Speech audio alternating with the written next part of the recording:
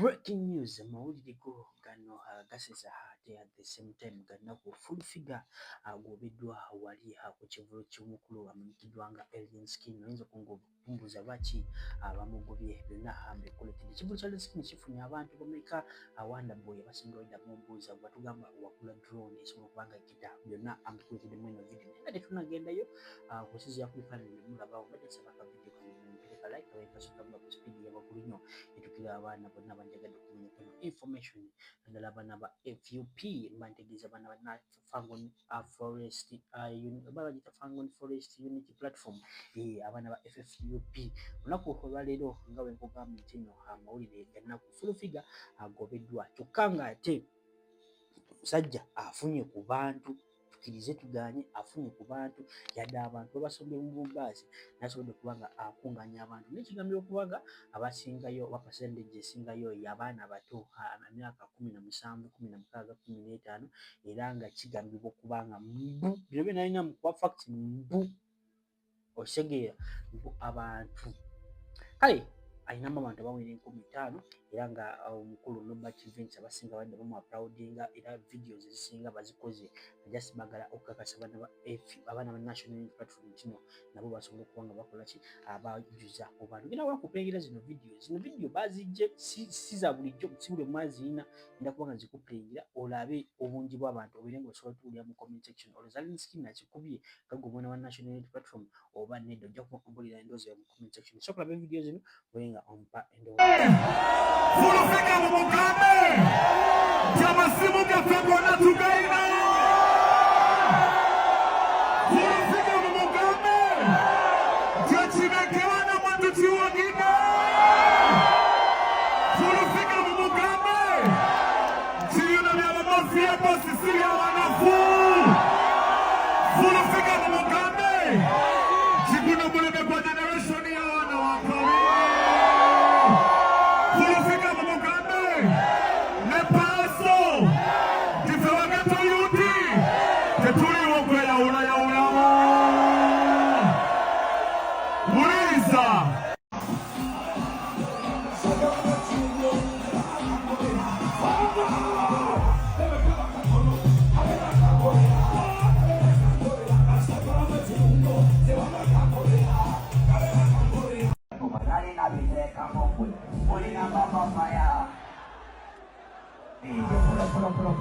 Banake kambalo mukisa kuno okubebaza mwebale nnyo okuwagira kyali wange naki banake mwebale utatuswaza naki akabonero kalamba naki wani Uganda kati tulumye palamenti tubalumye emitwe naki twazalibwa kukola ki kale baganda bange mbasaba ennaku z'omwezi nga 13 banange nsaba kalulu kammwe oba olina muganda wo ng'abeera kawempe North asulayo yapangisaayo yawasaayo ng'akwanayo mbasaba kalulu kamwe naki akaluto kawoyo fala nakaakakagalo wekati gwekubeyo ekifaananyi ense akase naki leta ekifaananyi wano wanika bwoti wana Uganda one people.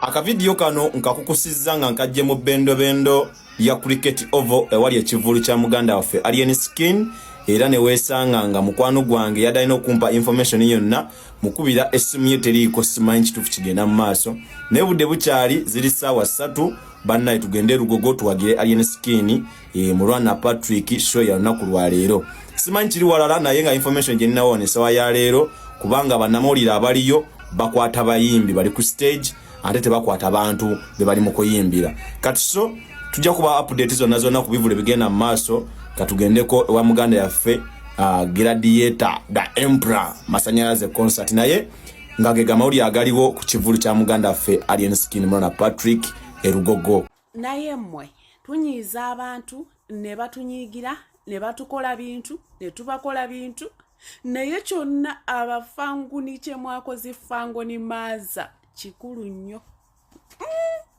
era njagala bategeeza bw'oba owulira ng'olina essimu gy'okooye okooye liiso oba nnyindo owulira oyagala kubeerako mu ddwaliro okufuna damage olwali ogende Kololo gende Lugogo wetambula gende Lugogo oza bakibalangira nti teriyo live psychological ategeera balina okutegeera ojja wanika essimu tojja kugizaayo teri amaanyi oludde okulepingibwako gwe genda wa gende Lugogo ojja kukiwulira mu butuufu no bwe bayita obukyayi Promax. Gwayagala okweyongera ne ka clip ako nkagiweetinze ku platform yange. Videos bweziti tetuzigiweetinga to create hatred or something. Naye tubeera twagala kwebuuza n'abantu batunulye beebuuze nti eno twatuukayo ddi? Ono si ye Fangoni Maaza eyali avumira abavumirako. In fact ye yavuma naffe abamu. Ngera mukimanyi nti bwakwata ku generations ajja kuba mumaliriza si ono. Ku ssaawa eno gwe mutwalaganya. Anyways, full figure, sometimes waliwo obukyayi bambi obuyitirira and in a very short period of time, okay?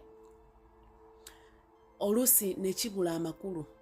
Sikiwa nti omwana ono Alien naye ekintu kyakola okutuuka okulinda show ye ebenga eri kumpi kutuuka obanga etuuse omukuba okutuuka awo. Sometimes tukiwaawazaamuko. This is a very special day for Fangon Forest. Nze simanyi bwe nvaayo ku staa neetaka okukola video nga mutuufu ya bukyayi. Just saakola wiiki ewedde oba ennaku eziwedde n'ogikola ku lunaku lwennyini. Kiragira ddala nti something is not right. Indeed, something is not right. Naye mufunemu akantu k'obuntu.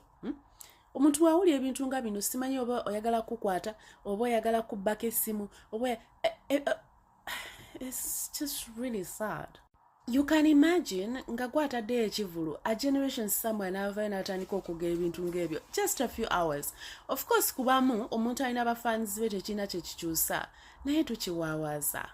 Fangoni Maaza okyali Maaza wa Fangon and we can't wait for a few minutes later kubanga waliwo abantu bo bambye nga beerimba nnyo ng'ojja kwogera nga bakimanyi nti ogenda kudda kati that is Fangoni Maaza.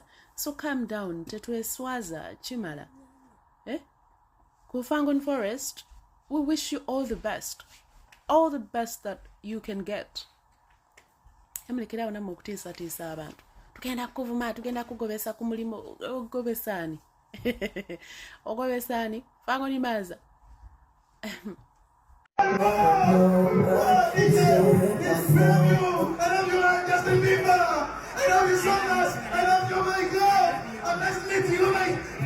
Bless me. Pleasure.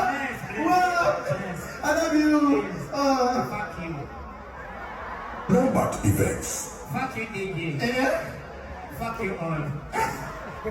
Justin Bieber, I love you. Yeah. Ladies and gentlemen, my name is Justin Bieber. Oh my God. Before I go off stage, I want to sing my latest song. Yeah. It is a cappella. Love a cappella. Yeah. Justin Bieber, love a cappella. Yes. Please sing for us. Okay. Oh my God.